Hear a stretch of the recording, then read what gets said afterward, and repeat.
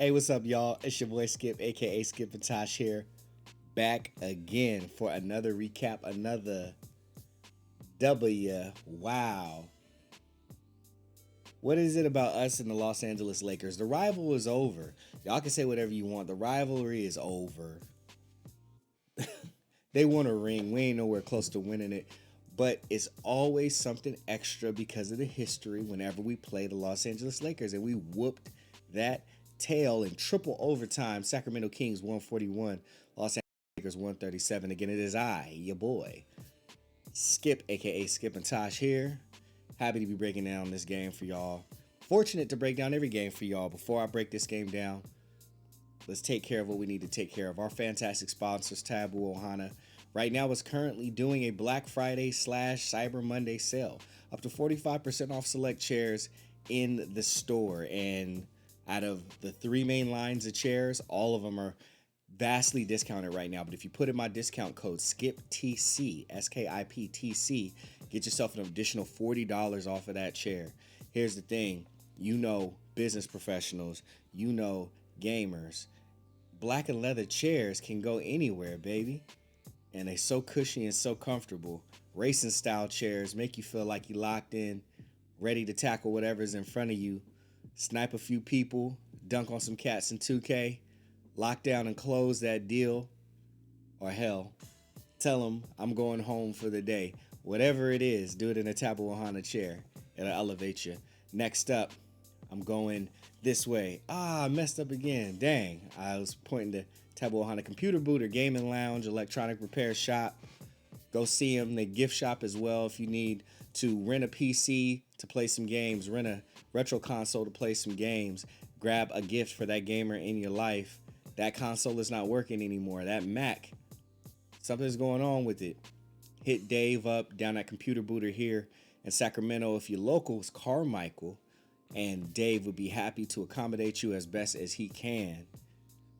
Again, gifts, game console rentals, PC game rental, right there on the spot. Rent the PC, sit down and play that game. They also throw gaming tournaments as well. It's really a hub for the community. Don't sleep on it. Go check out Dave. It's a fantastic time at Computer Booter. It's a fantastic time for your boy Skip. Really for all of us Kings fans, right? I mean, my goodness.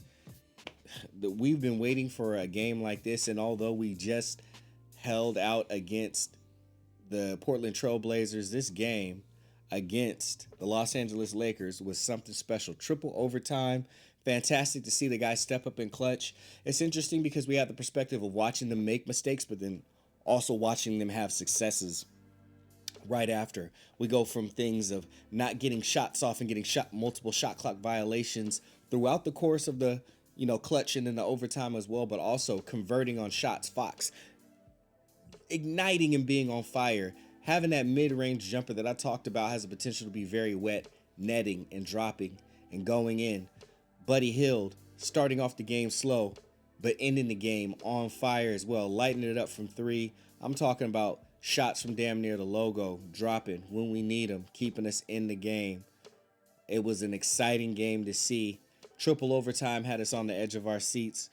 Let's break down the game right now. We'll come back around and talk about it a little bit more here shortly. Oh my gosh, what a fantastic display from the Sacramento Kings. Chimezie Metu started the game in 25 minutes. He had 3 points, but he did have 8 assists. We also have Mo Harkless, who ended up not playing a bunch of minutes, 8 minutes, and I believe left the game due to injury. I could be wrong. Correct me if I'm wrong. I was a little puzzled about what happened to Mo Harkless. Alex Lynn in his 36 minutes unfortunately fouled out, but he didn't foul out until overtime. Bron got him on that last foul, but he did get 12 points and 8 rebounds. A lot of what he was doing is not showing up on the stat sheet. Also hit a very nice clutch 3 for us as well. It's good to see Alex Lynn stretching the floor for a Sacramento Kings a little bit. I told everybody when I was watching him over in... Actually, first it was with the Raptors, and then when I watched him a little bit over with the Washington Wizards, I saw him hitting corner threes over there, and I was like, well, he's added that to his bag. And sure enough, he hit a few for us. I think he hit 1 or 2 for us when he got traded here the first time. and he's expanded that to beyond the arc, not just the corners. Tyrese Halliburton in his 47 minutes, he ended with 19 points, 9 assists, 6 rebounds, 5 steals. Fantastic to see. Tyrese played for some with some confidence in key minutes. We had seen him struggle in the clutch this season. Last season, we had seen him show big. Shot not dropping as much as it was dropping last season. But in this particular game, it was going down at a fairly decent clip. Say a very nice clip, if you will. 5 of 9 from 3, and it with a 55% three-point percentage. De'Aaron Fox, I mean, I get that it went into triple overtime, so I could excuse it a little bit, but he put up 7 3-pointers, and he only hit 2. Now, here's a nice thing. Since he hit 2, it is still going to continue to bring up his his three-point shooting percentage, because it was so low at one point in time. So that still will help it on the rise. But imagine if he was 2 of 6. It would have looked a little better. So efficiency is key when it comes to Fox. In the triple overtime, he ended the game with 34 points and 8 assists. It was good to see Fox show up in the clutch. This is the Fox that we wanted to see continue on from last year into this year. This is the Fox that, since he was absent, had people questioning whether we should trade him and all that other stuff. And was he really that good? And, you know, hand the keys over to Tyrese. When he shows up, it looks like he's been there, and it looks like he belongs there. And I'm glad that we got him there. 52 minutes for Fox in this performance. Terence Davidson is 28 minutes. He had 13 points. Also has 6 rebounds. TD only shot 1 of 9 from 3, so it was 11%. So he was struggling from that aspect, but he did find other ways to impact the game. Buddy Hield, 40 minutes, ended with 25 points. Buddy was 3 of 13 from 3. Now check this. Buddy Hield, I repeat, was 3 of 13 from 3, but ended with 25 points. So what does that mean? Buddy Hield was penetrating. Yes, there were some elbow jumpers and whatnot, but Buddy Hield was going to the rim at a clip that I had never seen him go to the rim before. It was beautiful to see. Buddy also dished out 6 assists, snagged 4 rebounds, which is important to see, and had a key. He had 2 steals, but he had a very key steal for us in overtime that helped us stay in the game. It was beautiful to see Buddy being active on all those ends. Davion Mitchell only played 16 minutes in this overtime game. Shot 1 3, hit 1 3. No steals, no blocks, no assists, 3 rebounds, 5 points in total for Davion Mitchell. The matchups were just tough in my personal opinion for Davion. And honestly, it was size. This is a Lakers team with size. I had mentioned before, my main concern with Davion Mitchell is his stature. It is his size. And he can get sized out of games. And that's what makes it very difficult for him to be in the starting lineup. You can't be having your starting guard get sized out of games. Now, here's the thing. I think Davion's craftiness will continue to assist him in working around the limitations of his size. He's got a lot of fight. He's very crafty, quick first step. All those things, as he continues to refine them, will help that, but man, it's tough. And I'm glad that he was able to produce for us the way that he did, but I'm also glad that Alving Gentry, unlike Luke Walton, knows to switch things up and make adjustments in mid-game when certain things aren't working out the way that we had planned. Marvin Bagley. That's a name that's been a joy to roll off of my lips as we've been covering the Sacramento Kings for the last 3 games. He had 34 minutes. 1 of 1 from 3. Unfortunately, no, excuse me. He hit both of his free throws. That's great news. 7 rebounds. But here's the thing that I love from Bagley. 4 assists. 4 assists from Marvin Bagley. If I understand correctly, that tied his career high in assists, which is fantastic to see. Although it did occur in a triple overtime, I'm still going to highlight that. Only 1 turnover from Marvin Bagley. So 4 assists and only 1 turnover from Marvin Bagley is beautiful.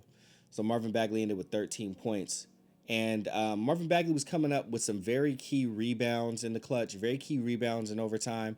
Marvin Bagley had multiple great defensive possessions on LeBron James, made him cough up the ball, got an offensive foul called on him, like on Bron. Marvin Bagley. Marvin Bagley. Marvin Bagley. Oh, how I want things to work out with Marvin Bagley. And if Marvin Bagley continues to play like this, he's showing that he wants things to work out too. Up until a point, not saying he wants to be here, but when you're winning, it's a lot easier to accept the fact of where you're at. Marvin Bagley, great showing. Davion Jones in his 4 minutes had 2 points and had 1 turnover.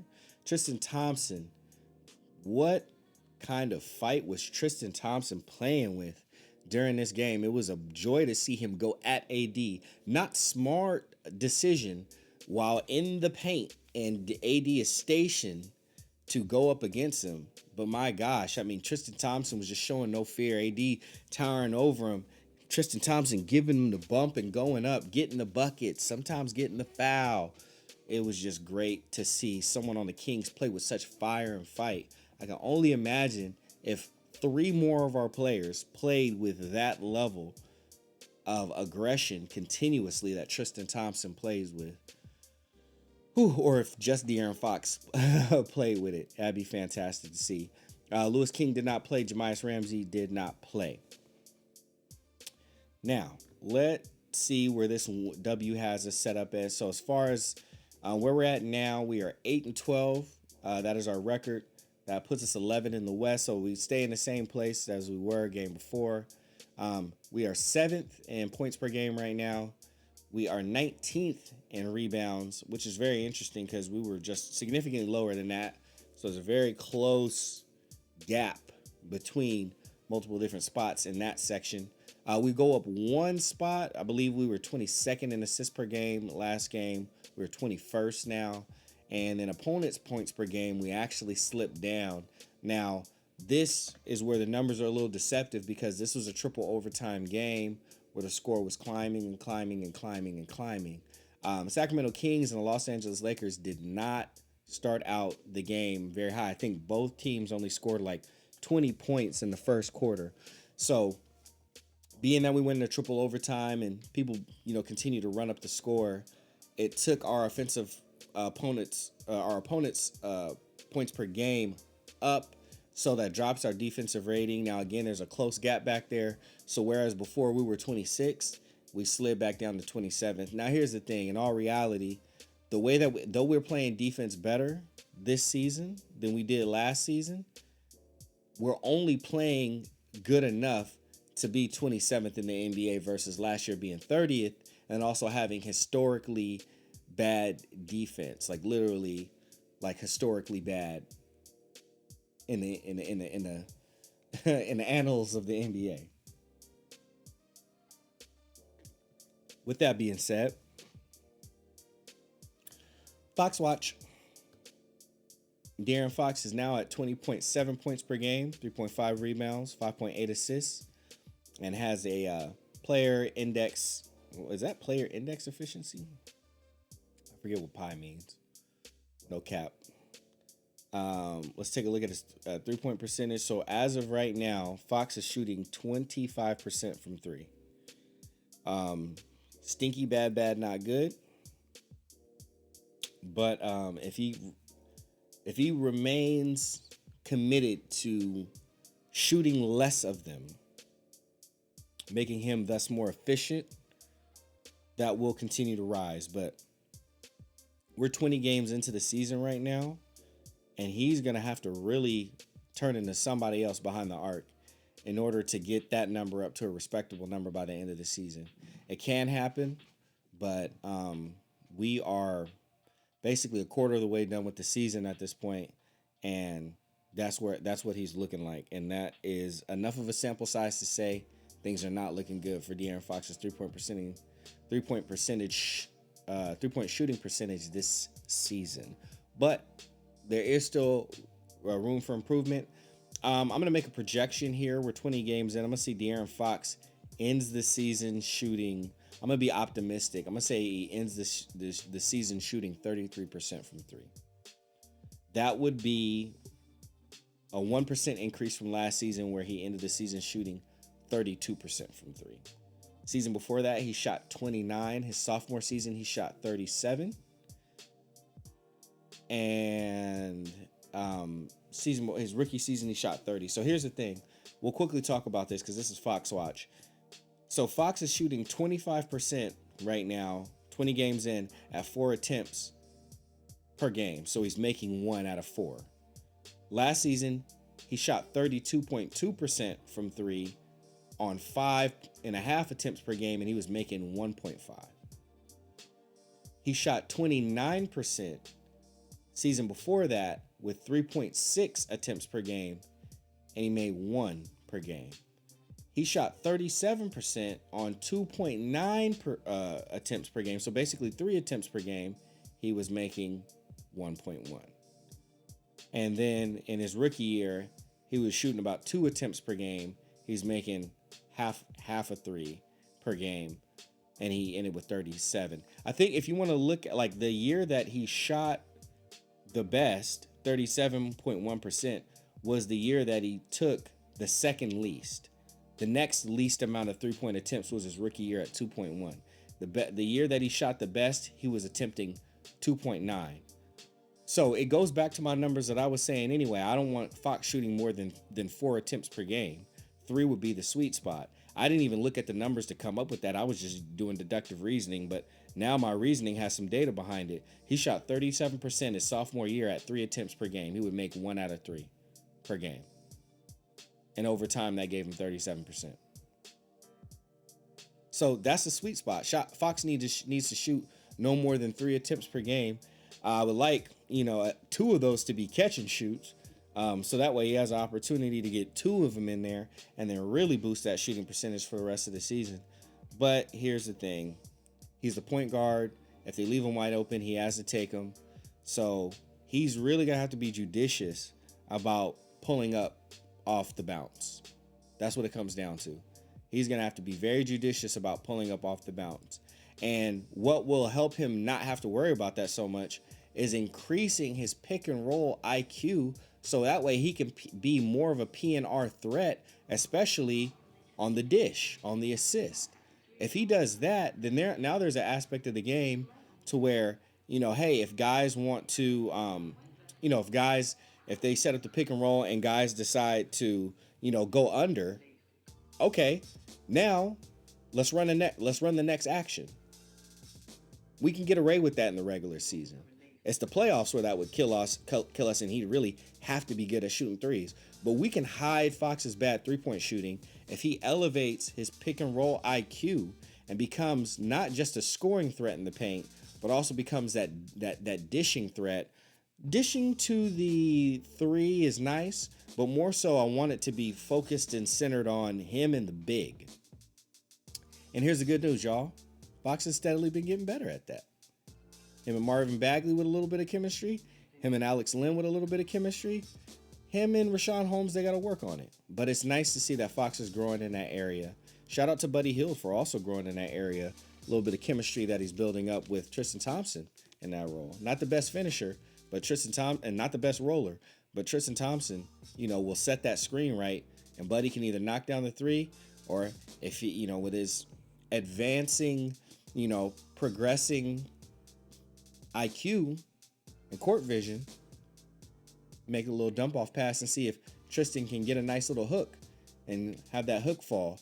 He's got as ugly as his shots look, he's got a nice little touch where it usually, his accuracy is not great, but he gets a nice bounce off the rim and usually it'll fall in.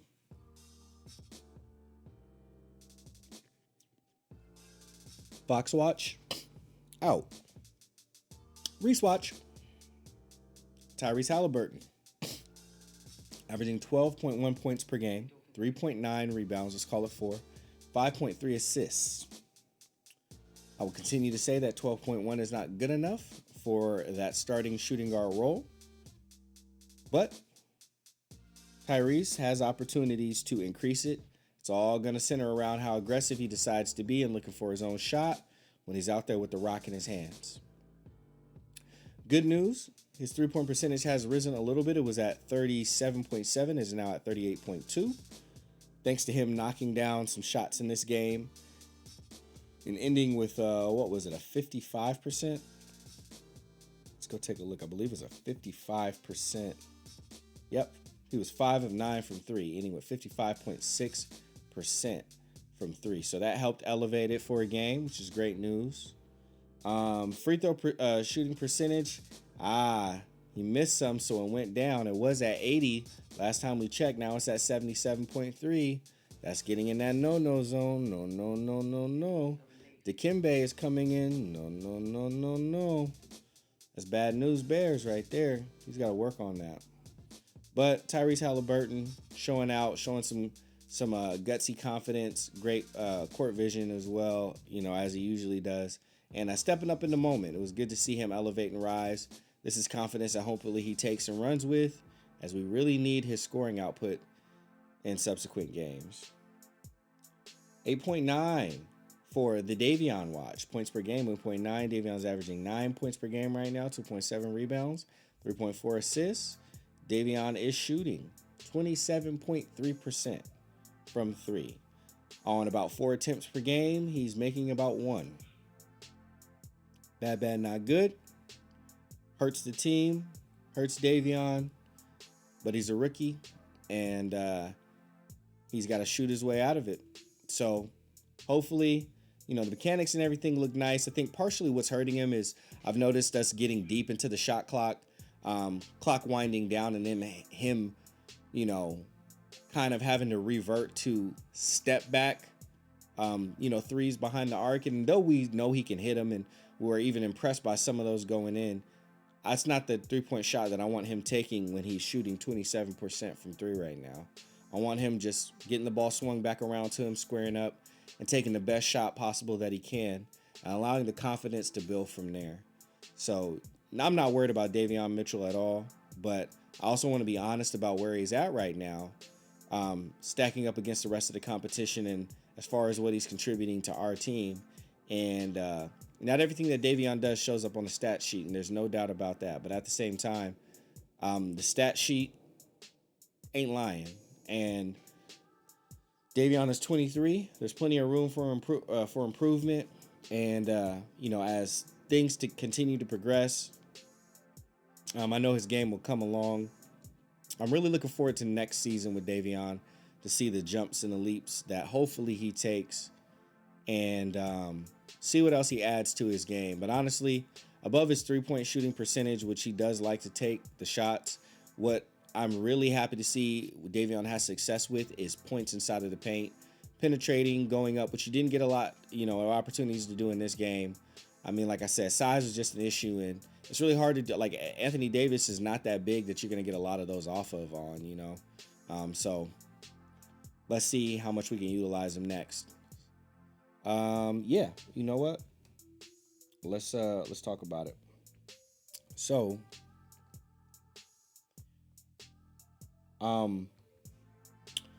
overall, we were very happy with this game. Sacramento Kings went into a hostile environment. The Los Angeles Lakers.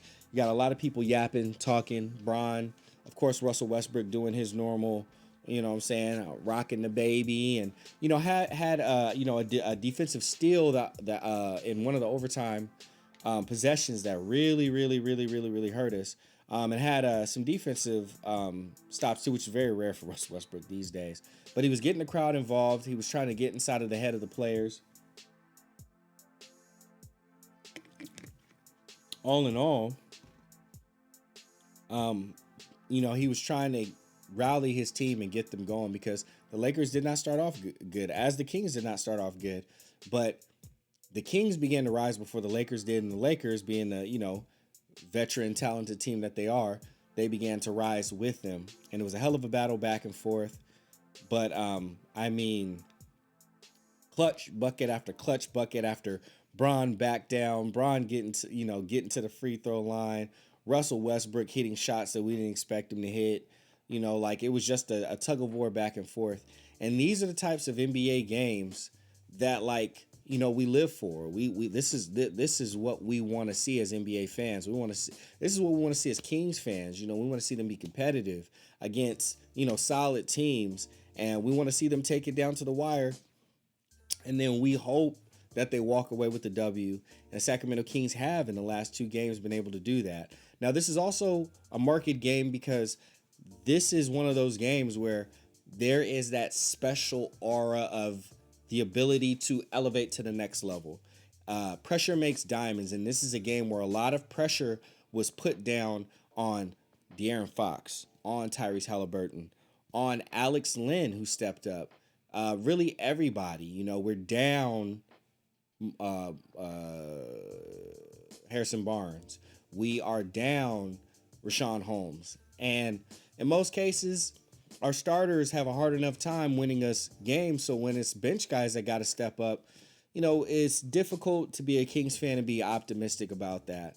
But they gave us hope this game. They stepped up. They played hard. They played tough. These guys showed why they deserve to be on the NBA roster. They showed why they deserve the minutes that they're getting. They showed why Monty McNair has an eye for the needs of the team and a solid ability to not get first pickings, but to get good fits that can come in, and if the coach utilizes them properly, can net us positive results. In addition to that, there was immense pressure on Alving Gentry. This is his third game coaching the team, and he split the difference. One L the first game, a W the second. To get a win like this instills confidence. If it doesn't instill confidence in Alvin Gentry, and to me personally, the jury's still out on that. I feel like I know what Alvin Gentry is going to give us overall. One, more competent than Luke Walton, but who isn't? Two, increasing the tempo of the offense, which we've seen in games like this where we start off slow, just getting the ball back and having another opportunity to score got us in the game, especially early, especially first quarter. As terrible as we started, I think we were like 1 for 7. 1 for 7 from 3 in like the first 3-4 minutes of the first quarter. So when the shot's not dropping, you can't stop playing. You can make adjustments on what types of shots you're getting, but that's the whole point of this up-tempo offenses is, keeping us in the game by volume. We will go get the shot up, go play defense to try to get the next shot and as many shots as possible. So I knew that the scoring output could increase for the Sacramento Kings team, but I also knew the defensive fortitude, if you will, would be compromised. And it had been. And I've been critical of De'Aaron Fox playing defense on the perimeter, and I will continue to.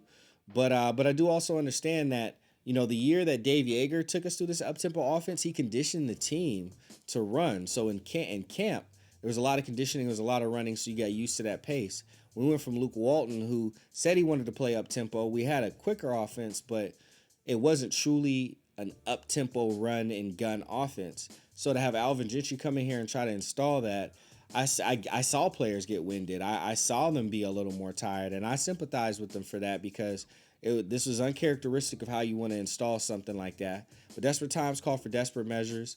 If this does not instill more confidence in Alvin Gentry and his direction that he wants to take the team, at the very least, it supports the decision of Monty McNair to axe and fire former Kings head coach Luke Walton, to the surprise of none of us.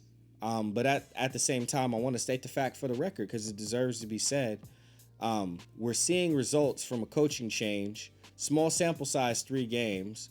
So, as I said, on Alvin Gentry, the jury's still out. I already know what I believe he has to offer the team. And for the time being, it'll do. We can't do better than the situation that we're in now. Monty McNair already made the mistake of going into the season with Luke Walton and had to get rid of him before we hit the 20-game mark. But here we are. There are worse coaches with less experience that we could be in the care of than Alvin Gentry. But for someone who is honest and transparent about him being under the pressure and making the wrong call, how he should have, called the timeout instead of running the play and letting them continue on, I'll take it. I'll take him growing with the team. That's not. I've seen Luke make worse decisions multiple times in a game. And yes, Alvin said that players bailed him out. And I agree to a degree. But at the same time, it was also players just really having a basic performance that they should, because it's not like any of them started out great. And keep in mind that the numbers that we arrived at the end of the game came because we went into triple overtime. So the numbers would have been, what, 15 minutes worth of game less than that? Oh, I mean, we effectively played an additional quarter and some. So take the fifth quarter off of the game, and we know that the numbers don't look as good as they ended up being.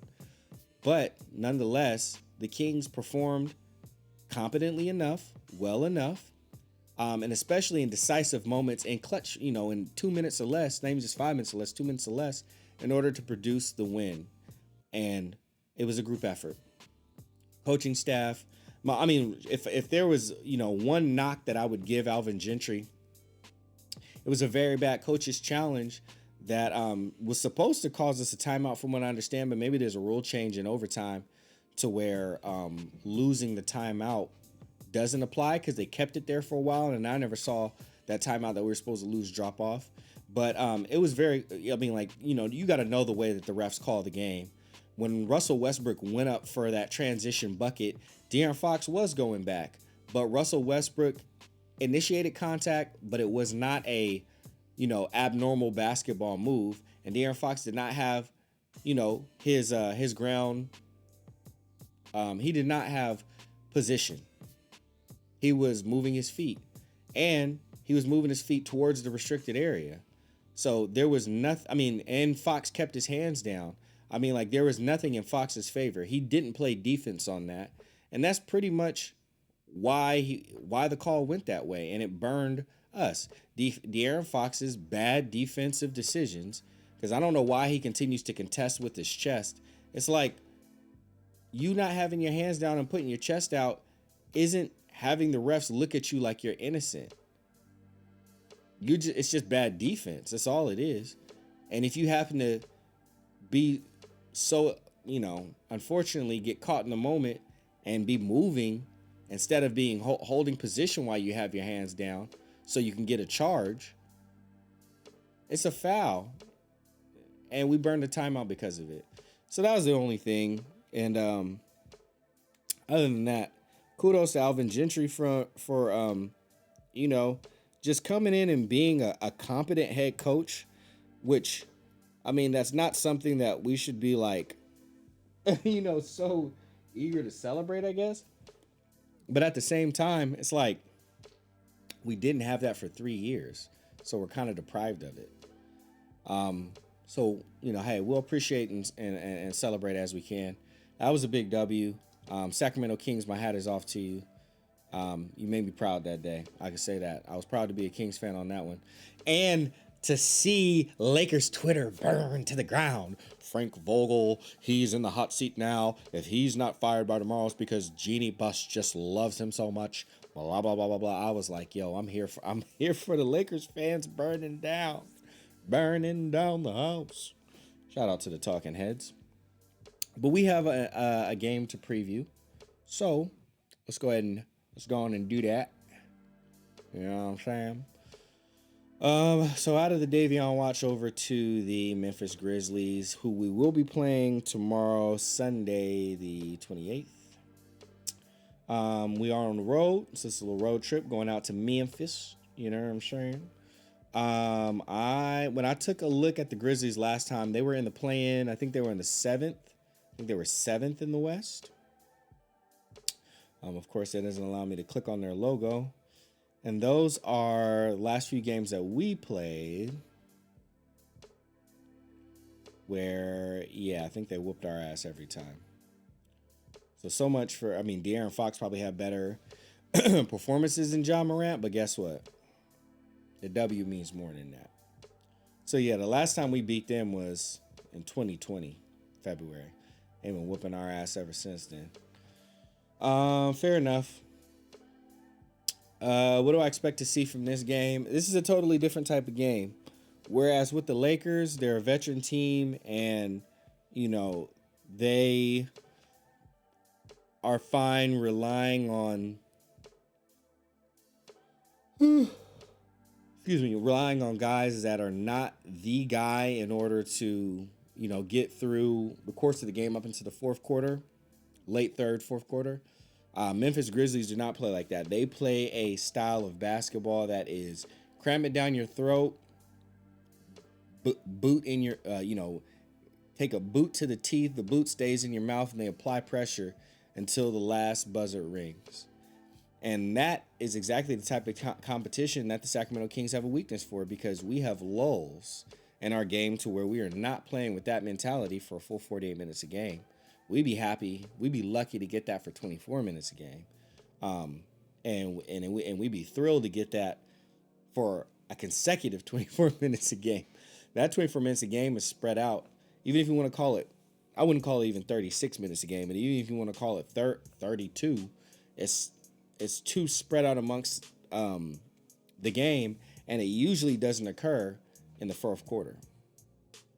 So, hell, sometimes it feels like it doesn't happen in the third quarter either, does it? Or in the first quarter. Be that as it may, here we are up against the Grizzlies, going at them with a 2-game winning streak, a lot of confidence off of beating 2 solid teams that are better than us, and triple overtime. Triple overtime may play a little bit of a role, but again, we just have to explore the bench, lean on those guys, and hope for good performances. What do I wish for the Sacramento Kings, Sam? What I would like to see is that we move the ball on these Memphis Grizzlies. We set hard screens on these Memphis Grizzlies, and that the shots fall. It's difficult to go in the paint against them, but I say this a lot, but this means it's more important now than in many other games. We have to attack the paint and get them in foul trouble. Valanciunas and Jalen Jackson, we have to do that to them. We need to soften them up, and then we need to fill it up. Besides that, if you just don't play off of shooters too much, because it's that Kings killer, that they don't never play good, they don't never shoot good, but so we slacked off of them too much, and they lit it up on us that night. That can really put us away. John Morant. I don't expect, De'Aaron Fox usually takes this matchup personally. I have a feeling that De'Aaron Fox is not going to take it like that this game. I think he's going to take it like a normal game, and very well could end up getting torched if his backup, who has to bail him out, is just not all over John Morant. And John Morant is a tough cover, especially in the paint. Anyhow, with all of that said, I'm looking forward to it. We're riding high right now, and we just got to enjoy this time while it lasts. But your boy Skip, signing out, y'all.